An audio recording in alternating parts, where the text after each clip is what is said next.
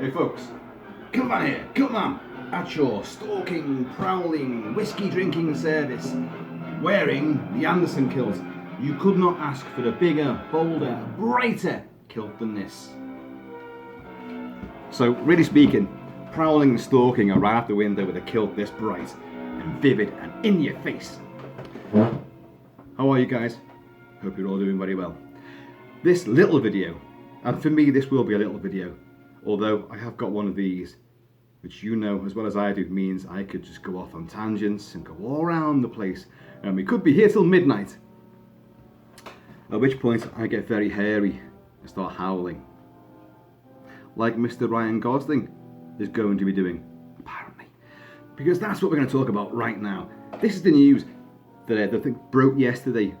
Well, I assume it broke yesterday because last night my phone, I was getting literally 1, 2, 3, 4, 5. It just went on and on and on and on. People, have you heard the news? And they're sending me links to this. Have you heard the news? What do you reckon about this? It's because everyone knows that the Wolfman and the creature that is the werewolf are my absolute favourites. The Wolfman's my favourite Universal horror movie, the original one. Although I'm very fond of the remake as well, with Benicio del Toro, who is standing here making a little guest appearance here. And there is the actual mask as well. Del Toro's mask from the remake of the Wolfman.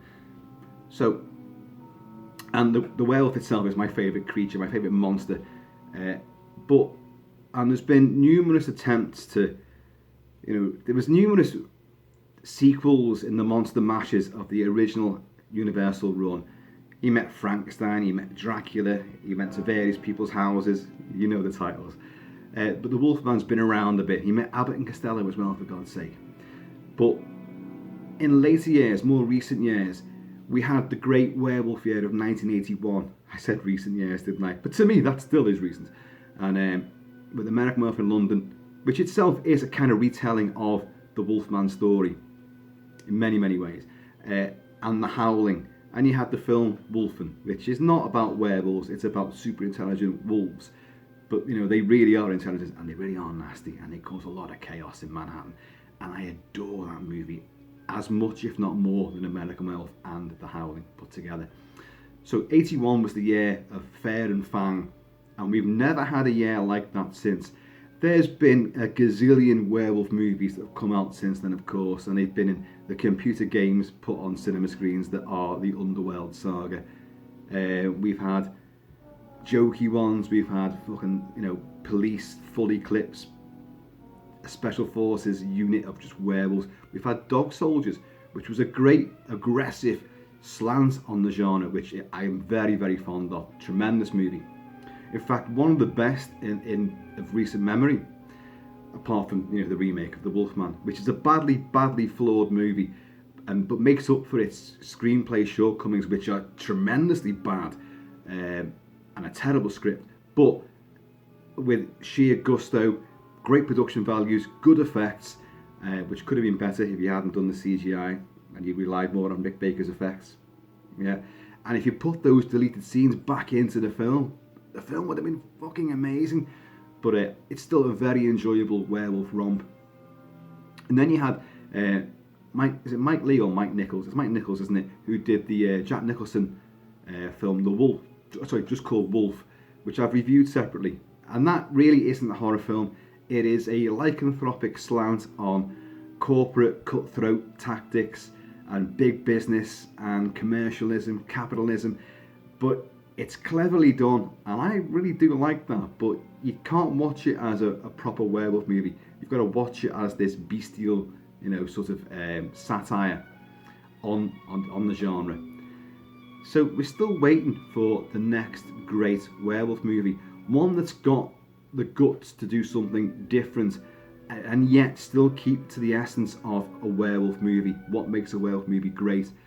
Tragedy, pathos, gore aplenty, lots of killings, transformations, and a deep tormented psychology to it. Or you could go the other route where he is just a rampaging beast who enjoys being what he is, and then obviously our sympathies lie with the victims and the hunters who've got to take this thing down.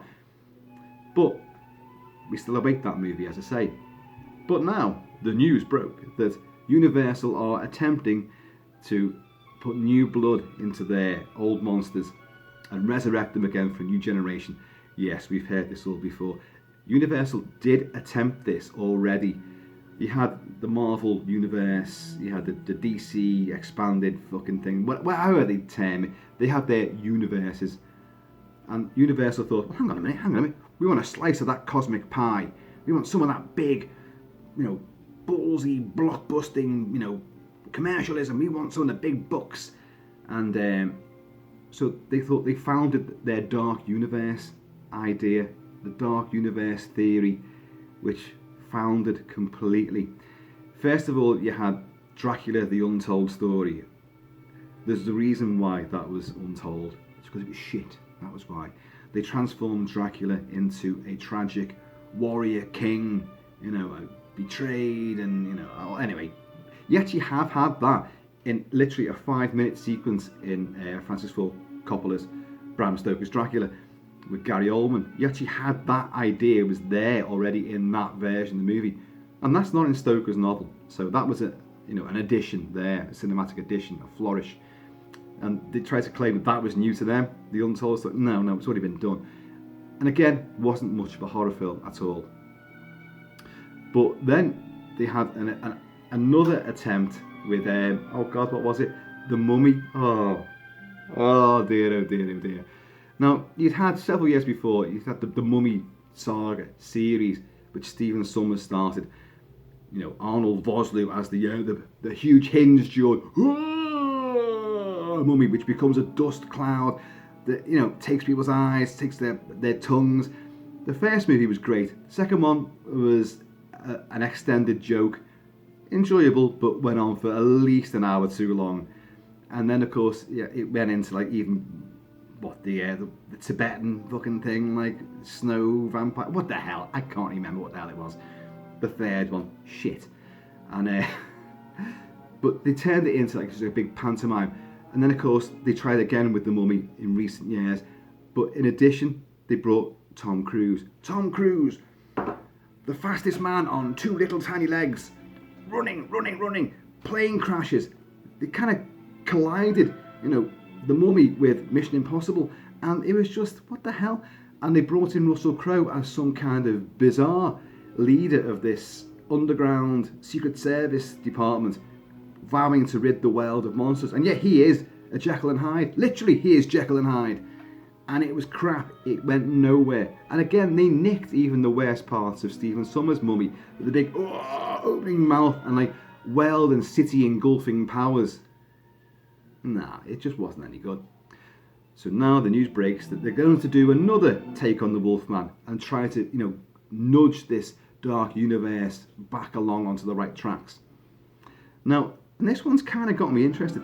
Any Wolfman telling, I'm going to be interested in regardless. But I'm cynical now, and I'm weary of what comes out. Weary and wary. And wary, werewolfy. Yeah, I was trying to go somewhere with that, and it's completely gone. A bit like Universal's attempts to reinvigorate this sort of franchise.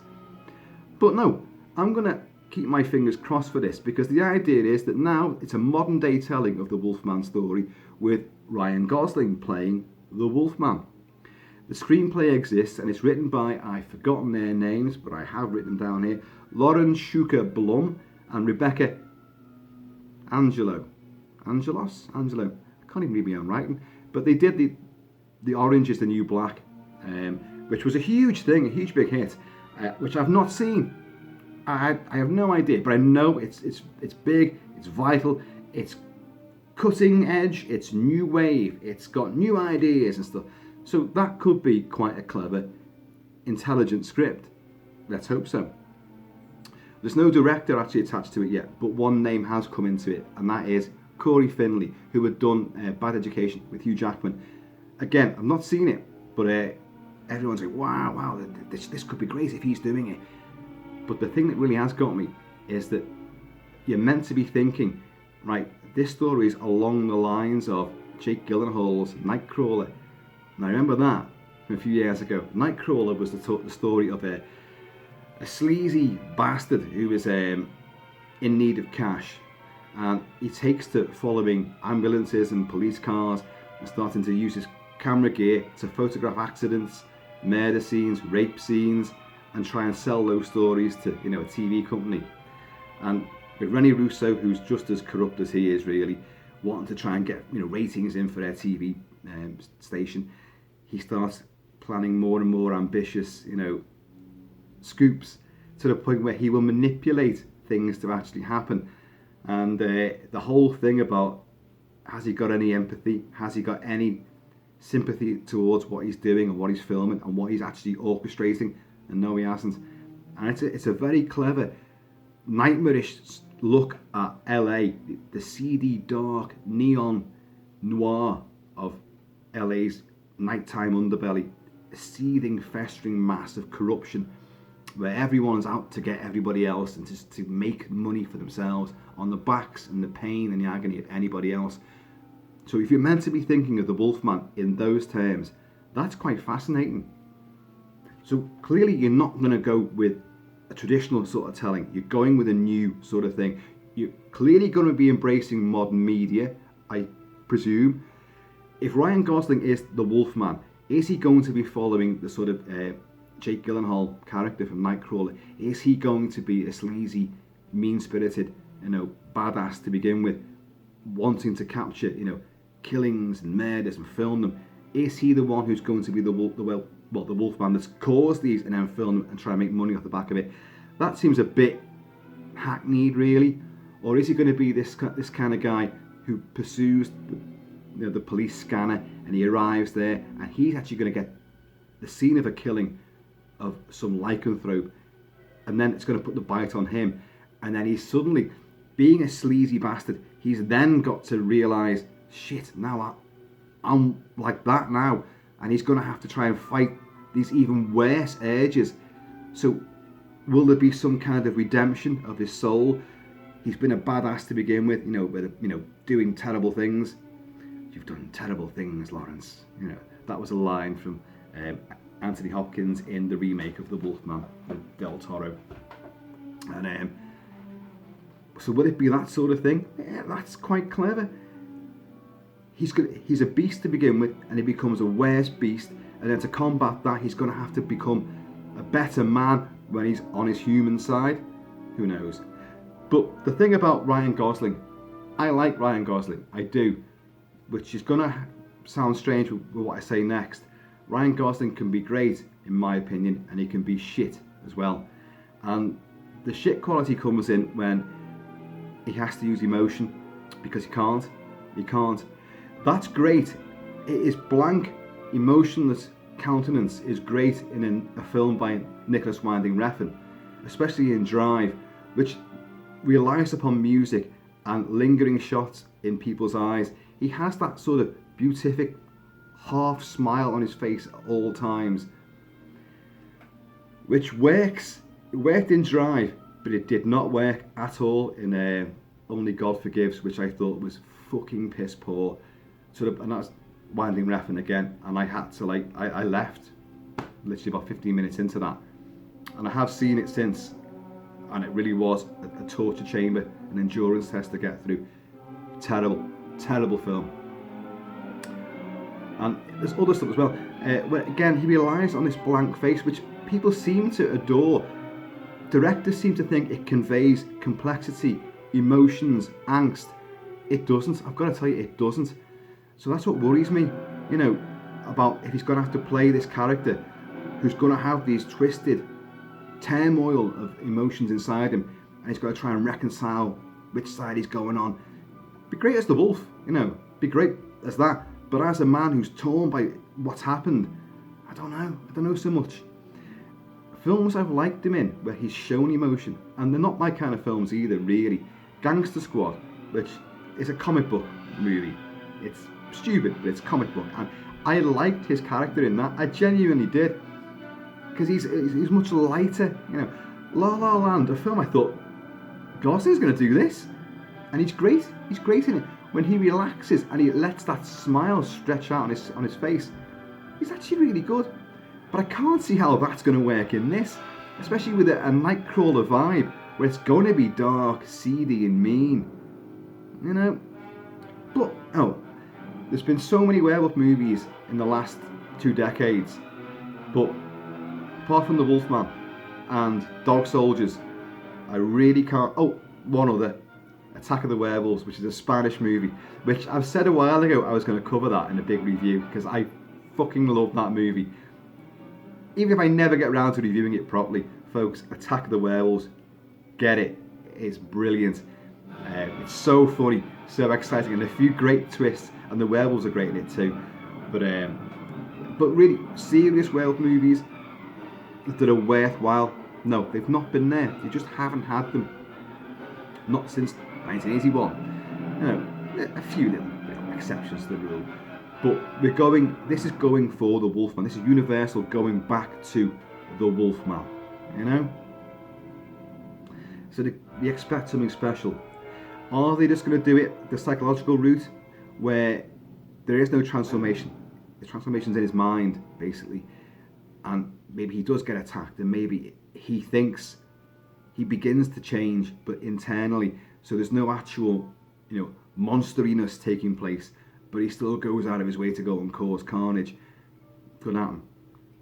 Because who knows what horrors a man is capable of, when he's not in his right mind. But without even becoming a werewolf. So, I don't know. But, this is still good news. Someone like me, who's a die-hard lycanthropic Fair and Fang fan, this is great. And with a big name attached to it, what frightens me a little bit is when you get big names attached to movies like this, is that they water down the actual nastiness of it. So, you think back to American Werewolf, biggest name there was Jenny Agutter. Or maybe Frank Oz. Fozzie Bear and Yoda. He's the American consulate in American Werewolf. Only a tiny little role. But pretty much the main cast, nobody really knew. So a lot of TV, British TV stalwarts there, like Brian Glover, a young Rick Mayall as well. David Schofield, of course. Yes, but you didn't know him at the time, really. So that's what I'm thinking. If you bring a big name in, do you then sanitize the horror? And again, the saving grace here is Nightcrawler. That was a very shady, dark, grim movie. Captivating, full of great ideas, and so brilliantly filmed by, Dan. I've got some notes here, but I didn't write that. Dan Gilroy. I haven't written it down, but I have written the names of the girls who wrote Orange is the New Black. But yeah, and it was Dan Gilroy's directorial debut, I think, and a real tour de force, a very bravura movie, and a hard topic as well to try to draw an audience into, because who would you side with? Because our main guy does not side with the victims at all, He's a sleazeball. So if we're going to go down that road, it's going to be very hard to choose whose side you're on. Where are you going with it? So we shall wait and see, because God only knows when it's going to come out. It's only got announced yesterday.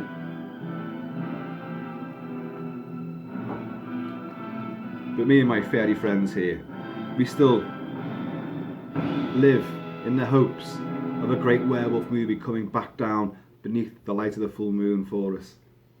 Don't we, chaps? Yes, we do. So, anyway, folks, that's it for now. That was just, people were asking what my thoughts were on it, and that's pretty much it. Here's the Universal fanfare. Ryan Gosling is the new Wolfman.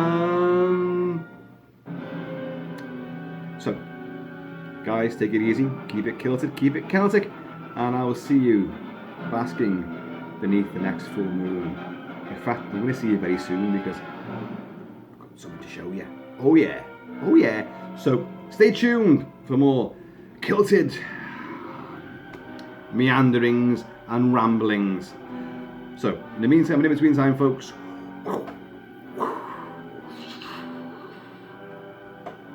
keep it fairy.